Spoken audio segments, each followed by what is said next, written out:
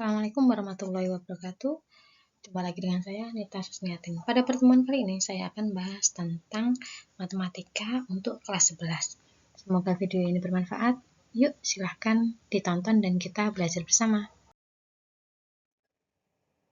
Fungsi inverse dan komposisi. Salah satu manfaat dari fungsi inverse dan komposisi adalah ketika proses pembuatan buku. Kenapa seperti itu? Karena buku kemudian itu prosesnya adalah dari penulis, editor, layout, dicetak, kemudian baru dijual. Nah, pada daur ulang logam pun seperti itu. Pada gambar itu terlihat adalah sedang memproduksi suatu barang, yaitu sepatu. Nah, di situ juga ada seperti tahapan-tahapan, sehingga nanti materi ini, fungsi inverse dan komposisi, sangat erat hubungannya dalam kehidupan sehari-hari. Ada yang hobinya olahraga, nah pada penyusunan pemain dalam olahraga pun juga menggunakan fungsi komposisi dan juga fungsi inverse. Yang pertama yaitu sifat-sifat fungsi. Fungsi dari himpunan A ke himpunan B adalah suatu relasi sedemikian sehingga setiap anggota himpunan A dipasangkan dengan tepat satu anggota himpunan B. Jadi ada kata yang saya perlu garis bawahi adalah ini ya, setiap dan tepat satu. Jadi setiapnya juga harusnya ditulis miring. Saya garis bawahi setiap anggota A, berarti anggota A harus punya pasangan kan? Nah, tepat satu, berarti pasangannya itu juga harus satu dengan anggota B. Kemudian ada berapa jenis fungsi, yaitu ada 3, yaitu fungsi onto, surjektif, fungsi 1-1 injektif, dan yang ketiga adalah korespondensi 1-1 atau bijektif. Nah, yang pertama adalah fungsi onto. Fungsi F memetakan A terhadap B disebut fungsi onto atau surjektif apabila setiap anggota B mempunyai pasangan di A. Saya beri garis bawah, yaitu setiap anggota B mempunyai pasangan di A. Jadi di sini B-nya itu harus punya pasangan. Apakah di sini pasangannya, intinya B harus punya pasangan.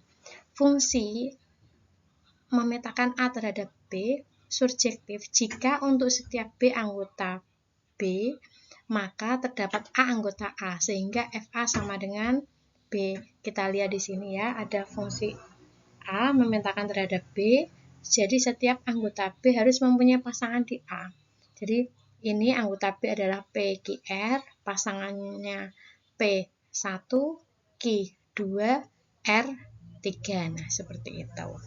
Jadi B-nya pun ini P-nya juga ada keempat, sehingga intinya setiap B punya pasangan. Jadi tidak boleh jomblo ya, gitu. Tidak boleh jomblo. Apakah mendua boleh? Oh, ternyata poligami diperbolehkan pada fungsi onto. Yang selanjutnya yaitu fungsi 1-1. Fungsi F memetakan A terhadap B disebut fungsi 1-1 atau injektif apabila anggota B mempunyai pasangan tepat satu saja pada anggota A. Jadi anggota B tidak boleh memiliki pasangan lebih dari satu. Ini kan P-nya 2, R-nya 1, S3. Jadi di sini adalah pasangan tepat satu saja yang saya garis bawahi. Ini ya. Yang selanjutnya fungsi korespondensi 1-1. Fungsi F memetakan A terhadap B disebut fungsi korespondensi 1-1 atau bijektif apabila fungsi tersebut merupakan fungsi surjektif sekaligus fungsi injektif. Tadi kan surjektif itu harus punya pasangan, kemudian injektif itu pasangannya tidak boleh lebih dari satu. Jadi ini adalah penggabungan keduanya, sehingga kita lihat, oh B-nya itu semua punya pasangan dan pasangannya adalah satu. Semoga bisa dipahami ya. Kalau ada yang belum jelas, silahkan ditanyakan. Yang belum subscribe, silahkan subscribe dulu. Kunita ucapkan terima kasih untuk yang sudah subscribe. operasi aljabar fungsi. Nah, ini saya jelaskan untuk sifat-sifatnya. Jika f dan g adalah dua fungsi yang terdefinisi pada himpunan D, dengan df dan dg merupakan domain dari f dan g, maka jumlah fungsi f dan g ditulis f tambah g. F tambah gx sama dengan fx tambah gx dengan x anggota df irisan gx. Yang kedua, selisih fungsi f dan g ditulis f dikurangi g. F dikurangi gx sama dengan fx dikurangi gx dengan x anggota df irisan dg. Untuk contohnya setelah ini ya, setelah sifat-sifatnya. Kemudian yang ketiga, hasil kali f dengan skalar k ditulis kf. Kf x sama dengan kfx dengan x anggota df. Yang keempat, hasil kali fungsi f dan g ditulis f irisan f dot g. F dot g atau f kali gx sama dengan fx kali gx dengan x anggota df irisan gx dg, maaf.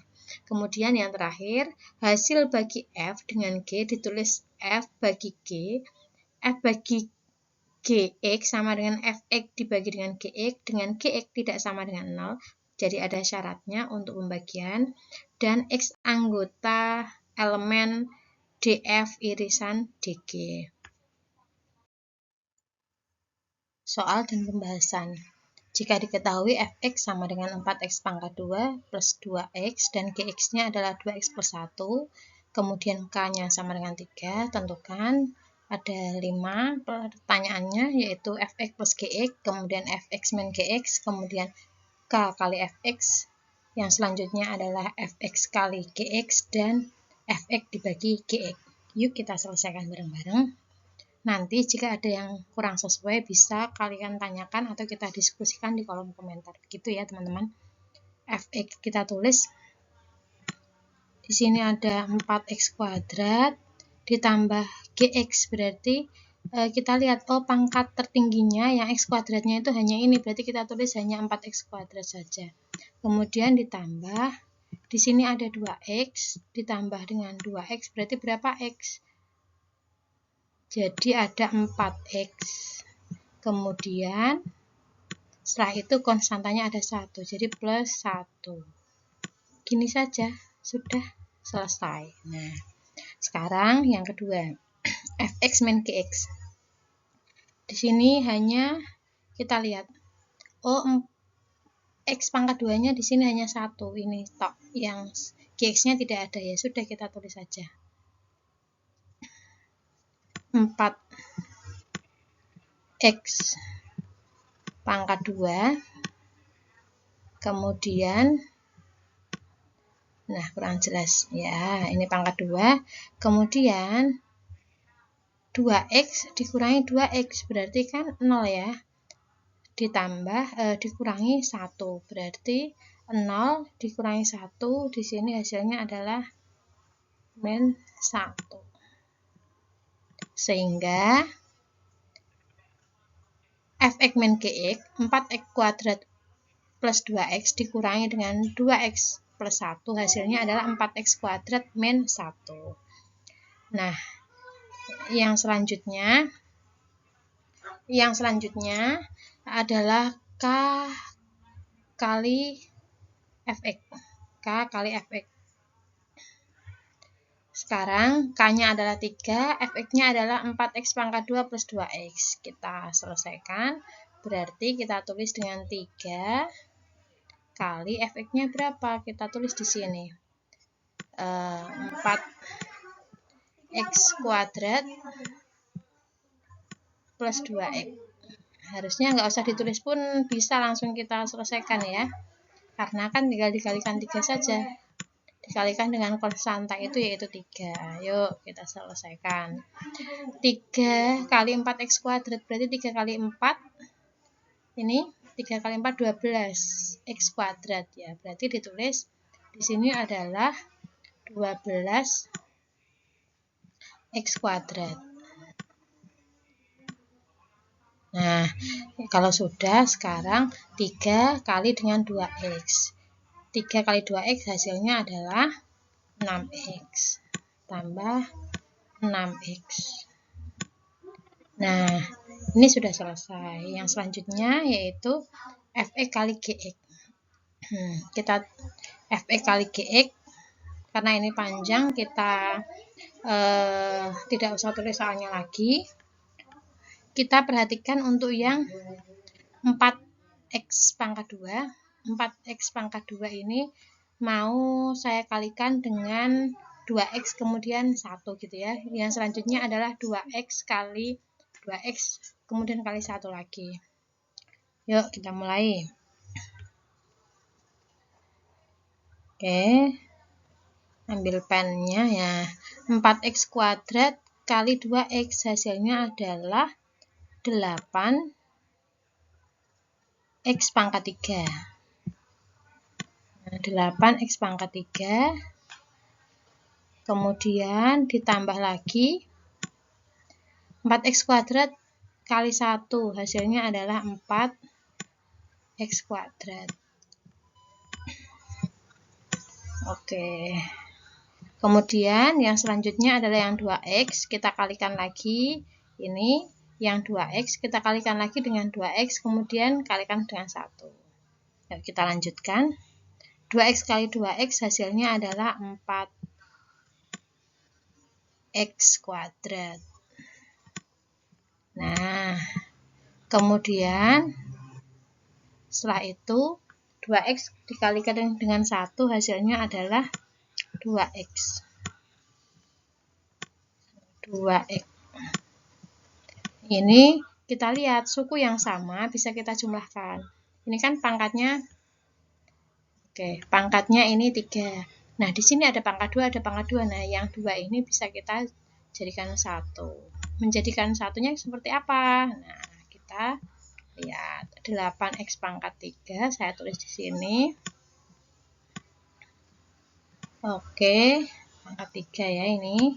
Kemudian ditambah 4x pangkat 2 ditambah 4x pangkat 2 itu adalah 8x pangkat 2. Jangan sampai salah menyebutnya adalah 8x pangkat 4, tidak ya, 8x pangkat 2. Kemudian sukunya lagi adalah 2x. Nah, kalau seperti ini sudah selesai. Oke, kalau ada yang tidak sesuai bisa ditanyakan ya, atau bisa dikoreksi lagi. Kemudian untuk soal yang terakhir adalah fx dibagi dengan gx. Oke, soalnya tidak usah saya tulis, tapi di sini ada 4x pangkat 2 ditambah 2x. Ada x-nya saya keluarkan, ada 4 itu apakah bisa dibagi dengan 2? Oh, bisa juga saya keluarkan. Saya tulis di sini. Berarti 4x pangkat 2 bisa saya tulis dengan 2x kurung buka 2x tambah 1. Oke, nah dari sini coba kita cek apakah sudah sesuai dengan soalnya.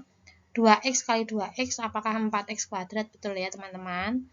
2x kali 1 apakah sama dengan 2x? Benar, berarti 4x pangkat 2 plus 2x bisa Bunita tulis dengan 2x kali 2x plus 1.